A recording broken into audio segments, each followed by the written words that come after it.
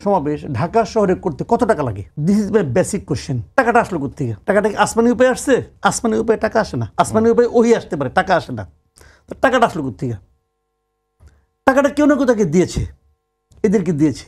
কারা দিয়েছে? কোনো বিশাল বড় লোক দিয়েছে নাকি সাধারণ মানুষ দিয়েছে? যদি সাধারণ মানুষ দেয়, কে কত দিয়েছে হিসাব দেন, আমি একটা হিসাব চাই। তো সেই প্রশ্নটি আমাদেরও, যে সাংবাদিক মাসুদ কামাল যে প্রশ্ন করেছেন, এটি তো অত্যন্ত বড় আকারে আপনারা প্রকাশ করেছেন আব্দুল হান্নান মাসুদ, এবং সেখানে অনেক লক্ষাধিক লোকের সমাবেশ হয়েছে, বড় আয়োজন। তো সেখানে আপনাদের এরপরে আরেকটি এই আয়ের, তাহলে তো একটু অর্থ খরচ হয়েছে, এর উৎসটা কি আয়োজনে? দেখেন হচ্ছে কত টাকা লাগে সেটাও যদি মাসুদ কামাল বলে দিতেন তাহলে আমাদের কাছে আরো স্পষ্ট হইতো। আমি একটা বিষয় আছে এটা দেখে, যেমন হচ্ছে অভ্যুত্থানের সময় একটা যে হচ্ছে ঢাকার মিরপুরে লক্ষ লক্ষ মানুষ একত্রিত হয়েছে, শাহবাগে লক্ষ লক্ষ মানুষ একত্রিত হয়েছে। আবার হচ্ছে 5ই আগস্ট সারা দেশ থেকে কোটি মানুষ ঢাকা অভিমুখে রওনা দিয়েছে। সেই ক্ষেত্রেও কিন্তু কোশ্চেন আছে কত টাকা লেগেছে ওদেরকে গাড়ি ভাড়া করে, বিমানে করে, ইয়েতে করে আনার জন্য। সেই কোশ্চেনটাও কিন্তু হচ্ছে মানে হচ্ছে আওয়ামী লীগ থাকতে তুলে যেত, যে হচ্ছে সবসময় হচ্ছে টাকা কোথা থেকে পাই এই আন্দোলনের জন্য, কে ফিনান্স করে। দেখেন হচ্ছে বাংলাদেশে গতানুগতিকভাবে প্রায় 54টি নিবন্ধিত দল আছে, 53টি, এবং হচ্ছে অনিবন্ধিত দল মিলে এটা প্রায় 100-এর উপরে। প্রত্যেকটি দলই বাংলাদেশের বিভিন্ন জায়গায় মানে হচ্ছে বিভিন্ন ঢাকা শহরের বিভিন্ন প্রপার এরিয়াতে তারা অফিস করতেছে, তারা নেতারা গাড়ি ব্যবহার করতেছে, যাতায়াত করতেছে।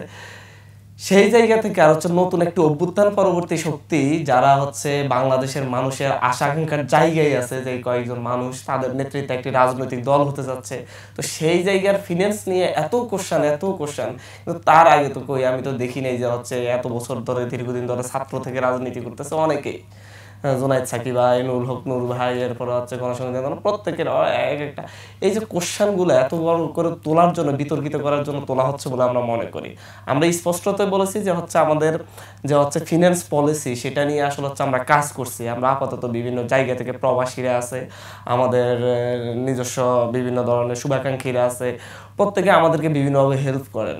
যেমন ধরুন হচ্ছে আমি যদি হচ্ছে এই 5 মাস 7 মাস আগে আমার চলার জন্য 7,000 10,000 টাকা তো হতো, এখন তো আমার সেই টাকা তো হয় না।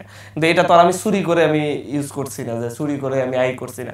আমার তখনও শুভাকাঙ্ক্ষী ছিল যারা আমাকে বিভিন্নভাবে হেল্প করতো, এখনো আমার শুভাকাঙ্ক্ষীর সংখ্যা নিশ্চয়ই বাড়ছে, কমে নাই।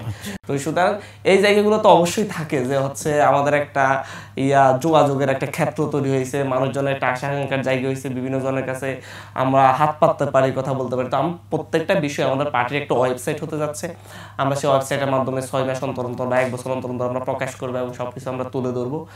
এই জায়গা থেকে পার্টি হওয়ার সাথে সাথে এত বড় কোশ্চেন আমি দেখিনি যে হচ্ছে কাউকে নিয়ে করা হচ্ছে বা কাউকে নিয়ে করা হয়েছে, হাজার হাজার কোটি টাকা খরচ করা হয় প্রত্যেকটা পার্টির ইয়েতে। এখন তো আমাদের তো প্রতিটি জেলা উপজেলায় কমিটি আছে, তারা নিজের ধর হচ্ছে 50 জন মিলে ঢাকা শহরে আসার জন্য একটা বাস ভাড়া করতেছে, সেই বাসের ভাড়া কি আমাকে দিতে হয়? তারা তো বাস ভাড়া করে ক্রিকেট খেলা দেখতেও আসে, এক একটা শো দেখতেও আসে। তো তারা তাদের পকেট থেকে, যারা এই পার্টিটা করে, যারা স্টুডেন্ট বলেন, মনে করেন যে স্টুডেন্ট আসছে, তারা ঢাকায় আসতে যাইতে ধরুন 4 মাস পর 5 মাস পর তারা একবার আসতে যাচ্ছে, এখানে 1,000-1,500 টাকা খরচ করার সক্ষমতা তাদের আছে। এখন মঞ্চ রেডি বা ইয়ে রেডি করতে কত টাকা লাগে, সেই টাকাগুলো কিভাবে ম্যানেজ হচ্ছে সেটা যদি কোশ্চেন করে তাহলে যে 20-22 লাখ টাকা কিভাবে হচ্ছে, এটা খুবই মানে হচ্ছে একটা হাস্যকর ব্যাপার হিসেবে হচ্ছে। বিতর্ক তৈরি করার জন্য, জাতির সামনে প্রশ্নের মুখে ফেলে দেওয়ার জন্য মূলত হচ্ছে এই ধরনের কোশ্চেনগুলো আসে বলে আমার মনে হয়।